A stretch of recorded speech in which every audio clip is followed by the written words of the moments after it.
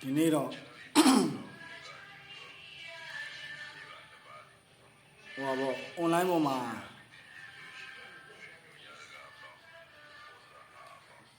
မေးတယ်သမီးသားကိစ္စတွေတခါတည်းပဲတယောက်စီမေးထားတဲ့ကိစ္စတွေကိုကျွန်တော်မဖြေရှင်းတော့ဘူးเนาะဟိုတခါတည်းပဲကျွန်တော်ဗီဒီယိုဖိုင်လေးတင်ပေးမယ်เนาะ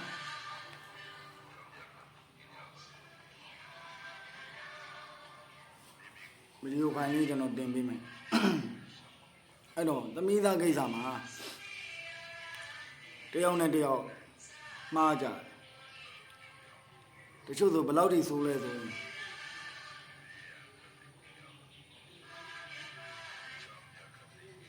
ဟွာပေါ့မပေါ့မပါဖြစ်တဲ့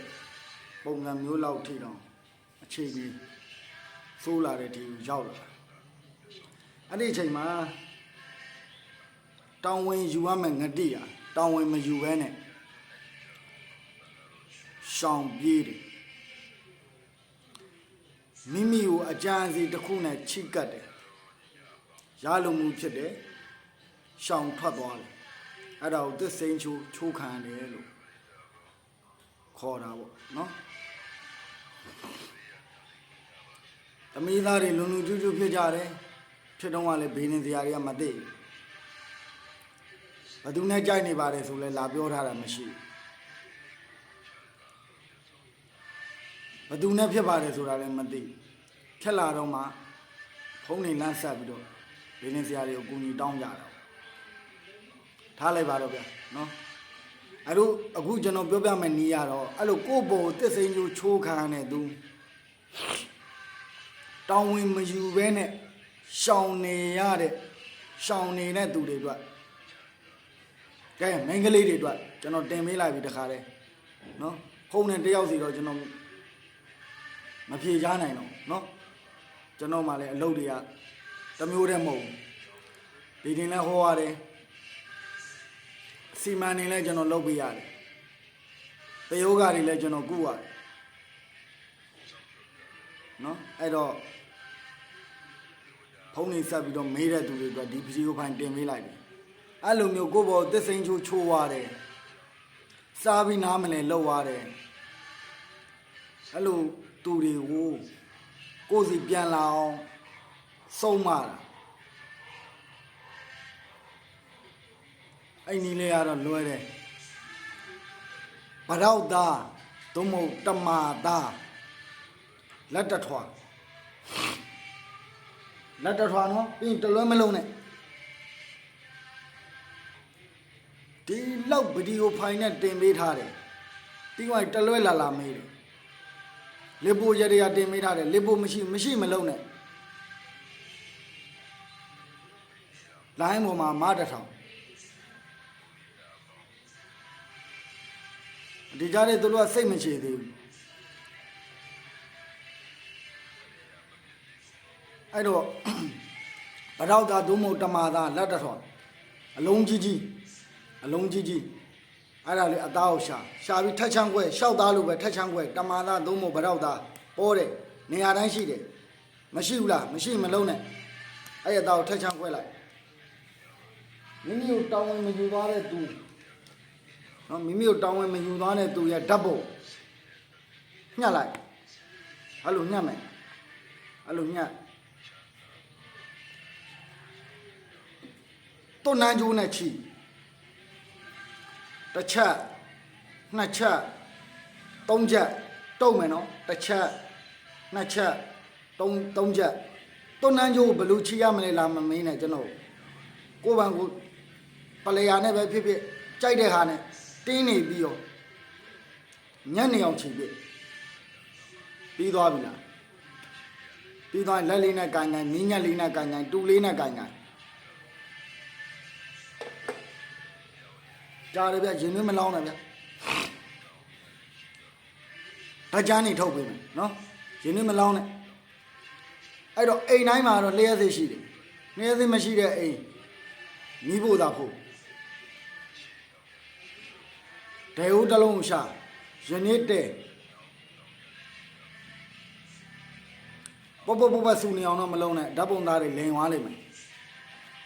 နည်းနည်းလေးကြည့်လိုက်အငွေးလေးပြန်လာပြီးတော့အဲ့အသားကိုဓာတ်ပုံမှာထည့်ချလိုက်ပြီးရင်မှုရောင်းမနဲ့ပြောချင်တာပြောလာဖေးနင်ကောက်တောင်းဝင်မယူရှောင်ပြေးနေတယ်လာနင်တောင်းဝင်နေလာယူနင်ကောက်တက်စိမ့်ချုပ်ချိုးရတယ်လာခဲ့အတဲ့တွေကိုပြောင်းမြန်တွေကိုကြိုက်တယ်လို့သာမှု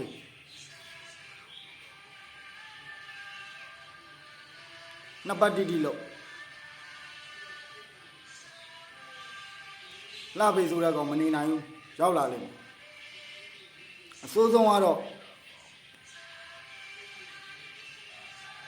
အဲ့တယောက်နဲ့တယောက်သမီးသားတွေမှားကြတယ်မှားပြီးတော့မပေါ့မပါလည်းဖြစ်ကောမပေါ့မပါဖြစ်လာပြီဆိုလည်းဒီတော့ငတိကလက်တော့အဲ့လိုကိစ္စတွေအတွက်ဒါရည်ရွယ်ပြီးပေးတာကိုချင်းစာပြီးတော့နော်အဲ့ဒါလောက်ရမယ်နောက်တစ်ခုမနေ့ကကျွန်တော်တင်လိုက်တယ်ခြေရှုပ်တဲ့ရတရားတင်ပေးထားတယ်မနေ့ကည7 နာရီလောက်ထိအဲ့ဒါအယောက်60ကျော်ပါတယ်ဒါပေမဲ့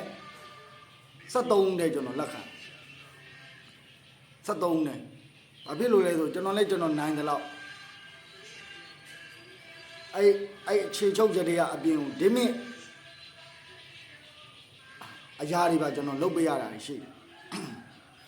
အထားတဲ့အရင်အထားတွေကမအောင်မချင်းကျွန်တော်မှလုပ်ပေးရတာရှိတယ်အဲ့တော့ရောက်60ကျော်ဖြစ်သွားတဲ့ကကျွန်တော်73ယောက်ပဲကျွန်တော်လက်ခံအဲ့တော့ခြေရှုပ်ပါလို့ပြောပါတယ်ဆိုမှကျွန်တော်မိမအိမ်မောကဆင်းသွားတာ2 လလောက်ရှိပြီနော်ကျွန်တော်ယောက်ျားအိမ်မောပြန်မလာတာ4 လလောက်ရှိပြီအဲ့တော့ခြေချုပ်လို့မရဘူးလားခြေချုပ်ဆိုတဲ့သဘောပါကိုယောက်ျားမကြာခဏဖောက်ပြန်တာတချို့အိမ်မှာနေတယ်ညကြရင်အသာလေးအိမ်မှာနေတယ်မနေ့ဆိုအလုပ်အကြောင်းပြတယ်KTV ဟာတို့မာဆက်ကဟာတို့လိုင်းဘောဟာတို့အဲ့လိုမျိုးတွေရှုပ်ဖုန်းနေနဲ့ရှုပ်တယ်ကိုချစ်ခင်ယူရမှုလည်းမရှိဘူးအပြင်လေးပြန်လာလို့ဟာငါတားရဲ့မရရဲ့ဆိုတော့ပါလာတာလည်းမရှိဘူးအဲ့လိုမျိုးချစ်ချင်းမြတ်တာအားနေနေတဲ့သူတွေခြေချုပ်ခြေလမ်းရှုပ်နေတဲ့သူတွေခြေချုပ်တဲ့ရက်နီးကံမရအစင်မှာနီးအဲ့တော့မေးလိုက်တဲ့အမေဘာတွေမေးလို့မေးမှန်းလည်းမသိ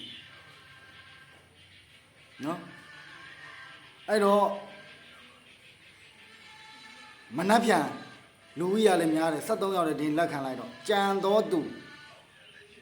မနှက်ပြန်ကျွန်တော်ပထမတရက်ပဲကျွန်တော်တလားမှတစ်ချိန်လောက်ပဲကျွန်တော်လုပ်ပေးမယ်စိတ်ကူးရှိတာဒါပေမဲ့အဲ့ဒါလည်းတင်လိုက်ကောအခက်အခဲဖြစ်တဲ့လူတွေအများကြီးကျွန်တော်လာတွေ့ရတယ်အဲ့တော့ဒီနေ့မနေ့ကအပ်ထားတဲ့သူတွေနေ့လယ်12 နာရီမှာနေ့လယ်12 နာရီမှာ line ပေါ်မှာနေပေးပါကျွန်တော်တော့မရှိရင်တော့ကြော်သွားမှာပဲနောက်နေ့ဖြစ်သွားလိမ့်မယ်အဲ့တော့12 နာရီထိုးကြရင်ကျွန်တော်အစီအမံစပါမယ်အဲ့တော့ကြံခဲ့တဲ့သူတချို့စိတ်တောင်စိုးသေးတယ်နော်အဲ့တော့ကျွန်တော်အဲ့ဒါလေးလည်းနားလည်ပေးကြပါလို့နော်အဲ့တော့နောက်နေ့အတွက်ဒီနေ့လုပ်ပြီး12 နာရီမနေ့ကအားထားတယ်နောက်မနက်ဖြန်12 နာရီ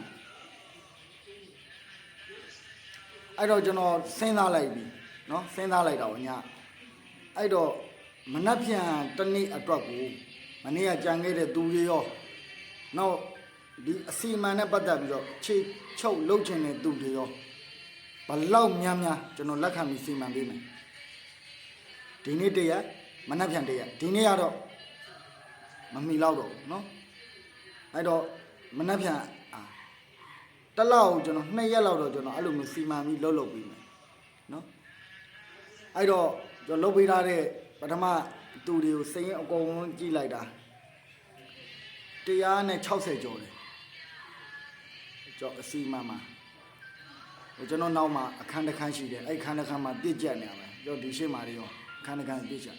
အဲ့ရထဲမှာဗျာများအားဖြင့်ကျွန်တော်စရင်ပြုစုလိုက်တဲ့အချိန်မှာဒီရက်ပိုင်းထဲမှာထူးခြားတဲ့အရာလေးတွေ80ကျော်90နီးပါးလောက်အောင်မြင်သွားတာရှိတယ်ကျန်တဲ့သူလေးတွေသူရက်မပြည့်သေးပါဘူးကျွန်တော်စီအ ਨੇ ဆုံးအစီမံနဲ့ပတ်သက်ပြီးအပ်တဲ့ခါမျိုးတိုင်း14ရက်21ရက်စောက်ရပါတယ် အဲ့လိုမျိုးစောက်တဲ့အချိန်အတွင်းထဲမှာ